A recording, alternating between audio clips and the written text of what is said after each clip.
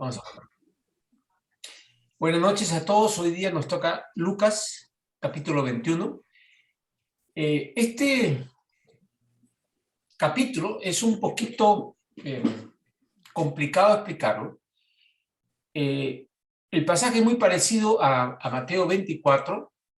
Es muy parecido a Mateo 24, que tiene... espera un momentito.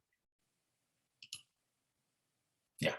Muy parecido a Mateo 24, que habla sobre la segunda venida, la venida de Cristo y la destrucción del templo de Jerusalén, ¿ya?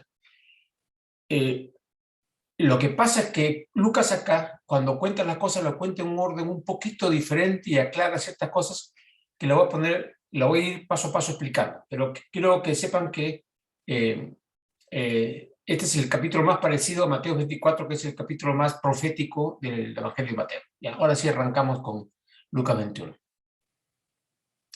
La ofrenda de la viuda.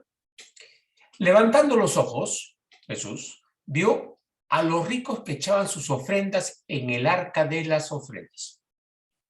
Vio también una viuda muy pobre que echaba allí dos blancas.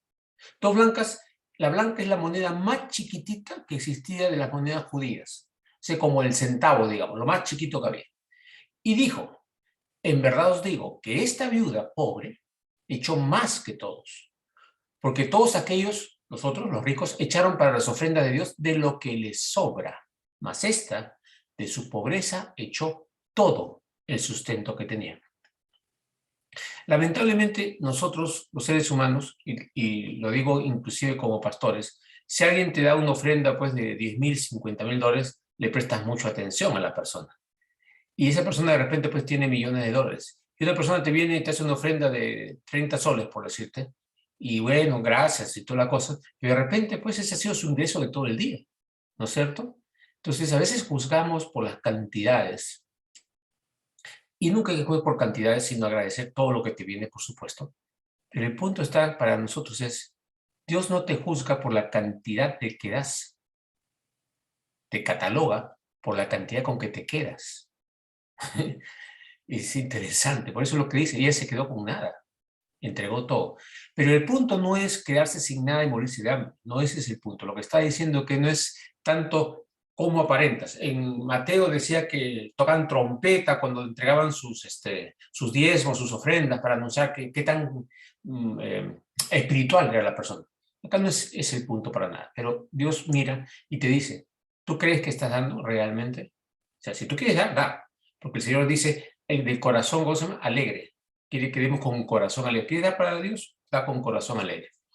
Pero no pienses que estás dando tanto comparado con otros. Nunca te compares, ¿no? También eso. Y con cuánto te quedas para ti, para tus cosas, en vez de ayudar. Ahora, ¿cómo ayudamos a Dios? Para ayudar a la obra, para ayudar a la evangelización, para ayudar a gente con necesidad económica, o sea, para todo lo que se necesite. Jesús también habló de dar a las viudas, a los pobres, ¿correcto?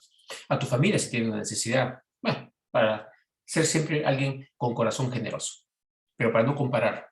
Y si comparamos, tenemos que comparar con lo que nos quedamos, ¿no? No con otras personas. Ok. En el 5 dice, y a unos de sus discípulos que hablaban de que el templo estaba adornado de hermosas piedras y ofrendas votivas, dijo, en cuanto a estas cosas que veis, días vendrán en que no quedará piedra sobre piedra que no sea destruida. Ok. En Mateo habla de lo mismo, cuando dice, mira las maravillas del templo, y Jesús dice lo mismo, no va a quedar aquí piedra sobre piedra. Esta es una profecía sobre el templo. Jesús fallece entre el 30, 32, 33, más o menos en el año 29, 30, por ahí. En el año 70 después de Cristo, 40 años después de su muerte, es destruida Jerusalén. Y la palabra 40, vamos a ver después, el número 40 vamos a verlo después cuando hablemos de generaciones en este mismo capítulo. Entonces, tengamos en cuenta ese número para después. Pero esta es una profecía. Es claro que cuando rodearon Jerusalén, destruyeron las paredes y todo, y muchos se quedaron en el templo para defenderlo. Y fue quemado el templo. Y al ser quemado el templo, se derritió todo el oro de las paredes. Entonces los romanos sacaron hasta la última piedra, no dejaron ni una sola piedra para poder sacar el oro. No quedó piedra sobre piedra en ese sitio. Es una profecía que se cumplió al pie de la letra 40 años después. Muy bien. 7. Y le preguntaron diciendo, Maestro, ¿cuándo será esto? ¿Y qué señal habrá cuando estas cosas estén por suceder? En Mateo habla más, esa pregunta era como, ¿cuándo vas a regresar? ¿Sí? Acá es cuándo van a suceder estas cosas, está hablando de la destrucción del templo. Entonces, la conversión de Jesús debe haber sido muy larga. En Mateo se saca un pedazo, acá en Lucas hay unos pedacitos extras, con detalles diferentes. Y acá vemos este detalle, que Jesús en este momento estaba hablando solamente de Jerusalén, no estaba hablando de su segunda venida todavía. Vamos a ver que después lo dice, ¿ya? Pero acá la destrucción de Jerusalén. Y Jesús dice, él entonces dijo, mirad que no seáis engañados, porque vendrán muchos en mi nombre diciendo yo soy el Cristo. Y el tiempo está cerca. Mas no vayáis en pos de ellos. Y cuando vais de guerras y de sediciones, no os alarméis, porque es necesario que estas cosas acontezcan primero, pero el fin no será inmediatamente. Ok. Estas palabritas dirán yo soy el Cristo o el tiempo está cerca, lo estamos escuchando con muchísimos movimientos cristianos y no cristianos. Se anuncian como el Cristo, que creo que en este momento hay más de 100 o 200 personas que dicen que es el Cristo encarnado. Yo conocí una que una vez me invitó a formar parte del movimiento, decía que era Cristo que había venido también, hace unos 40 años atrás, o 30 años atrás, no me acuerdo, pero bastante tiempo. Y el otro es el tiempo está cerca. El movimiento adventista, por ejemplo, hace 150 años hablaba que el tiempo estaba cerca y ya venía Cristo. El movimiento de los... otro movimiento, no me acuerdo el nombre, ahorita se me acaba de ir, hace 100 años. Y dentro del movimiento cristiano evangélico están anunciando que ya viene, que en cualquier momento, que este año viene. Hay anuncios de que viene Cristo, no cientos, miles, y ninguno se ha cumplido. Jesús que dijo, no le creáis, no seáis engañados, no vayáis en pos de ellos. No está hablando de no seguirlo a él, porque en diferentes iglesias te enseñan a seguir a Cristo, sino a ese mensaje específico, ¿sí? No les creáis. Primero tiene que acontecer una serie de cosas antes de que sea el fin. Y acá hay dos cosas. Uno es un anuncio sobre la destrucción de Jerusalén y luego hay un anuncio sobre la venida de Cristo. Son diferentes. En Mateo se entiende un poquito mejor, pero acá vamos a tratar de aclarar. Entonces, dice, entonces se levantará nación contra nación, reino contra reino, y habrá grandes terremotos y en diferentes lugares hambres y pestilencias, y habrá terror y grandes señales del cielo. Pero antes de todas estas cosas, os echarán manos y os perseguirán. En esos 40 años de su muerte hasta la destrucción de Jerusalén, ¿los cristianos fueron perseguidos? Sí, los apóstoles fueron perseguidos, por supuesto. Pablo fue encarcelado, Pedro fue encarcelado, ambos fueron sacrificados, para dar un ejemplo de Pedro y Pablo, y muchos más, ¿correcto? Os echarán manos y os perseguirán. Ocurrió. Y os entregarán a las sinagogas y a las cárceles. Se cumplió, lo vemos en los Hechos de los Apóstoles. Seréis llevados ante reyes y ante gobernadores por causa de mi nombre. Se cumplió. Ok. Y estas cosas que pasan, os serán ocasiones para dar testimonio. Pablo salió de la cárcel, hubo la cárcel, el terremoto y se abrió la puerta de la cárcel, cómo se convirtieron y todas las cosas que fueron pasando. Y las señales hizo que mucha gente se convirtiera también. Entonces dice el 13, y esto os será ocasión para dar testimonio. ¿Se cumplió? Se cumplió. Proponed en vuestros corazones no pensar antes cómo habéis de responder en vuestra defensa. En otras palabras, no te preocupes. Y si pienso esto, si me dice esto, hago esto. No, tranquilos, dice. Porque, versículo 15, yo os daré palabra y sabiduría, la cual no podrán resistir ni contradecir todo lo que se oponga. Esta es una promesa preciosa. Cuando vas a estar en una situación difícil, defendiendo la fe, sí tenemos que prepararnos estudiando otra cosa, pero en el momento dado es tranquilo, deja que Dios te use a ti y que hable. Y salen cosas increíbles, increíbles. Pablo habló cosas increíbles, Pedro, etcétera, etcétera, etcétera, cuando estaban en ese momento bajo la unción del Espíritu Santo. Y ha seguido pasando en multitud de años, durante todos estos miles de años después de la muerte de Cristo hasta nuestra época, ¿no? Ok, 16. Mas seréis entregados, aún por vuestros padres y hermanos y parientes y amigos. En este momento, si se dan cuenta, está hablando de la época antes de la destrucción de Jerusalén. Por supuesto, ha ocurrido después también. Y va a seguir ocurriendo. cuando hay persecuciones. Y en diferentes países lo hay. Hay países en que están muriendo cristianos todavía, lo meten presos, acusados de practicar una religión no permitida en el país que estén, ¿no? Y matarán a algunos de vosotros, y seréis aborrecidos de todos por causa de mi nombre. Acá cuando dice de todos, en otra vez dice de muchos, porque mucha gente rechazaba a los cristianos, y Nerón hizo una persecución, si recuerdan, en que ellos eran los culpables, los cristianos los culpables de haber destruido Roma, de haber incendiado todo el mundo, estos desgraciados asesinos, y los querían matar. ¿Por qué? Porque eran seguidores de Cristo. Entonces, seréis aborrecidos de todos por causa de mi nombre. Con mentiras, pero ocurrió. Pero miren este versículo, pero ni un cabello de vuestra cabeza perecerá. ¿Cómo que no va a perecer ningún cabello si van a matarnos, van a quemarnos y toda la cosa? Entonces lo que está diciendo Jesús es así, en otro versículo dice que Él ha contado cada uno de nuestros cabellos, y sabe hasta el número de cabellos que tenemos. Significa que nada de lo que somos va a desaparecer. Todo está registrado, todo está apuntado, todo está contabilizado. Entonces cuando pasamos a otro mundo, al mundo celestial, todito, no se pierde nada, sino más bien ganamos. Esa es la promesa de Él. Ni un cabello de vuestra cabeza perecerá. Y con vuestra paciencia ganaréis vuestras almas. Paciencia, ¿qué cosa es? Esperar el plan de Dios en esto. Tranquilo, pues estamos en estas, Dios proveerá y hará lo que sea necesario para nuestra vida. ¿Correcto? Ok. Y ahora viene los 40 años después.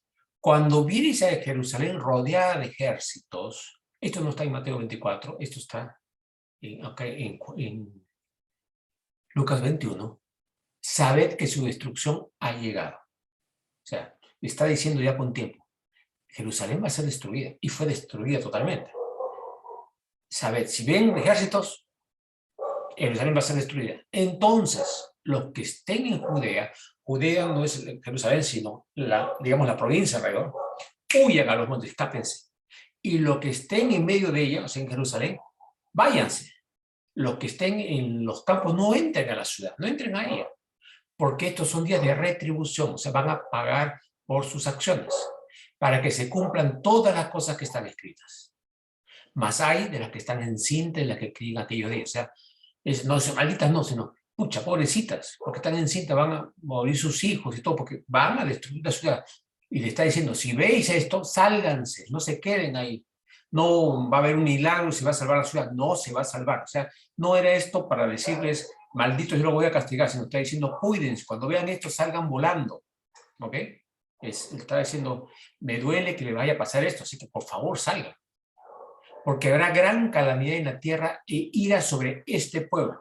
La ira del pueblo romano sobre Israel, que se había rebelado, y vino el emperador, el que fue emperador Tito Vespasiano, que en esa época era general, y rodeó la ciudad y la destruyó. Y luego de eso fue nombrado emperador romano, ¿no?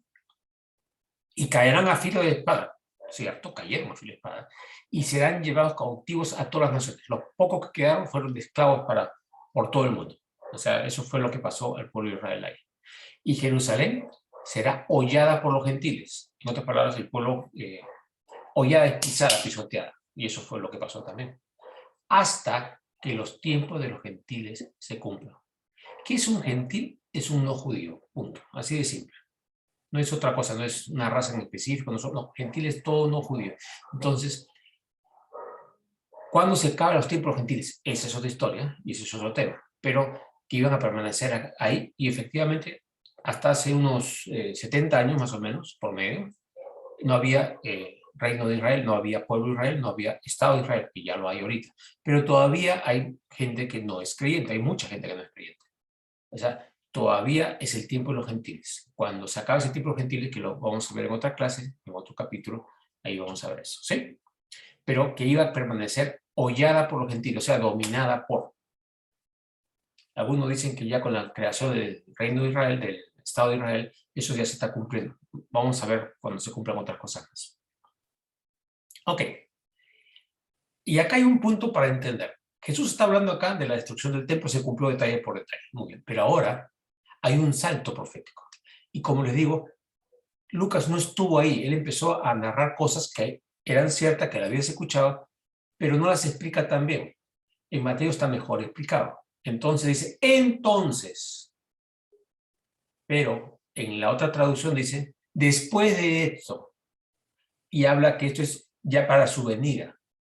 Entonces, eso se explica en Mateo. Pero acá dice, lo dice entonces. Habrá señales en el sol, en la luna y en las estrellas. Señales en los cielos, que están anunciados en Daniel 7 también.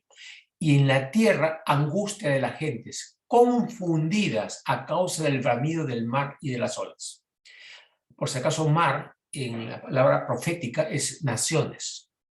Por el bramido de las naciones y las olas, cómo se revuelcan los líos. Por ejemplo, la gente confundida por la guerra en este momento que hay entre Rusia y ahí se me fue el país, Ucrania, ¿no? O cualquier otra guerra que ha habido. No quiere decir que ahorita va a venir Jesús. Sencillamente, las guerras causan laberinto, causan confusión, cómo suben los precios, no suben, lo que vaya a pasar, ¿correcto? Pero dice señales, no solamente confusión en la tierra, sino señales en el sol, en la luna, en las estrellas. En otra versión dice señales extrañas, o sea, no es algo que se vea normalmente, sino cosas inusuales. Esa es en las otras traducciones, ¿ya? Señales inusuales para la venida de Cristo todavía. Desfalleciendo los hombres por el temor y la expectación de las cosas que sobrevendrán en la tierra, porque las potencias de los cielos serán conmovidas. Va a haber señales marcadas, eso es lo que está diciendo, no va a venir así en silencio.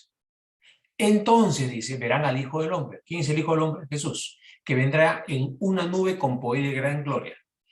En la otra traducción dice, vendrá en las nubes con gran poder y gran gloria. ¿No? ¿Okay? En el cielo va a ser visible. Cuando estas cosas comiencen a suceder, erguidos y levantad vuestra cabeza porque vuestra redención está cerca.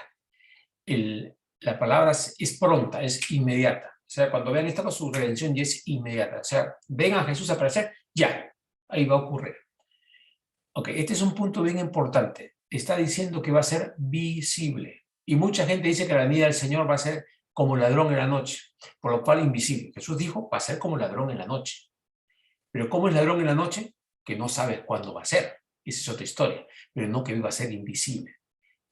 Tanto en Mateo como en Lucas, como en Daniel, anuncia unas señales muy visibles, Apocalipsis también, muy visibles. Todo ojo lo verá, dice también en otro versículo. Entonces, no, esa enseñanza de que va a venir en secreto y se va a llevar a la gente, no tiene nada que ver acá, lo dice una vez más, será visible. Entonces, verán al Hijo del Hombre, ¿ya?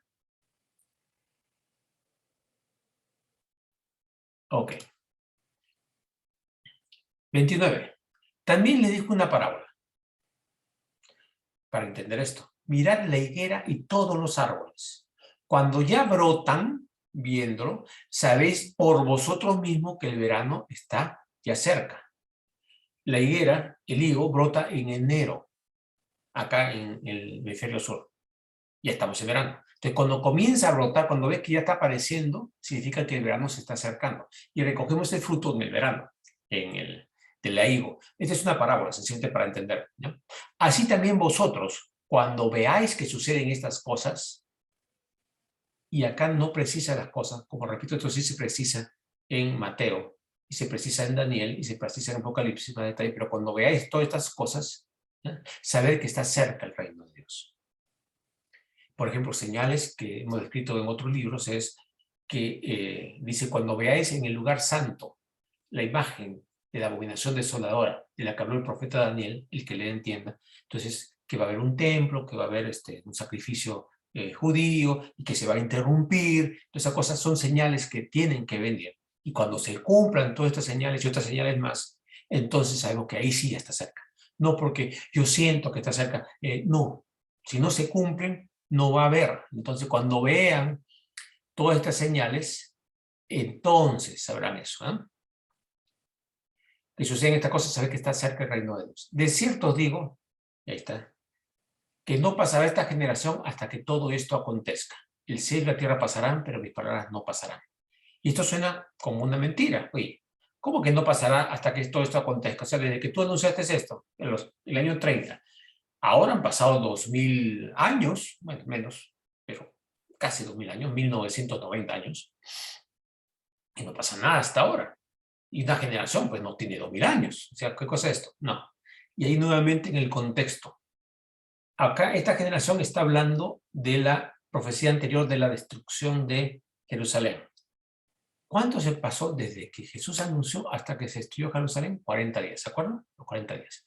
¿Cuántos años pasó eh, Moisés en Egipto inicialmente? 40. ¿Cuántos años pasó en el desierto? 40. ¿Cuántos años pasaron en el desierto? 40. La palabra 40, el número 40, una y otra vez simboliza una generación.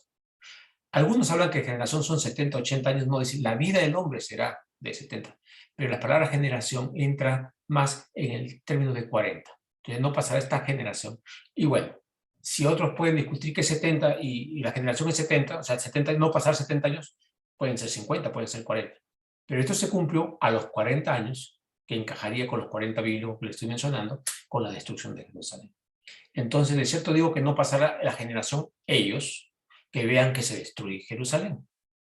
Y luego, cuando hayan otras señales, cuando pase el tiempo de los gentiles, recién pasará lo otro. Le repito, esto de aquí lo tomó Lucas muchos años después de la muerte de Jesús y tomó los informes. Si bien las palabras son correctas, el orden no está muy bien delimitado. Entonces le faltó más detalle ahí. Pero como lo repito, en Mateo se explica muchísimo mejor. Y he presentado esa clase en Mateo 24, que se entiende muy bonito. Ok, entonces dice 34.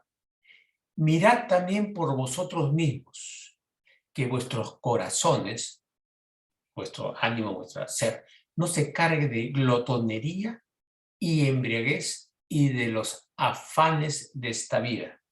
O sea, no nos peguemos al mundo nada más. Hay que disfrutar, hay que comer. Por supuesto que tenemos que comer y cuando comemos disfrutamos. Pero prefiero no es la búsqueda del placer el sentido de nuestra vida.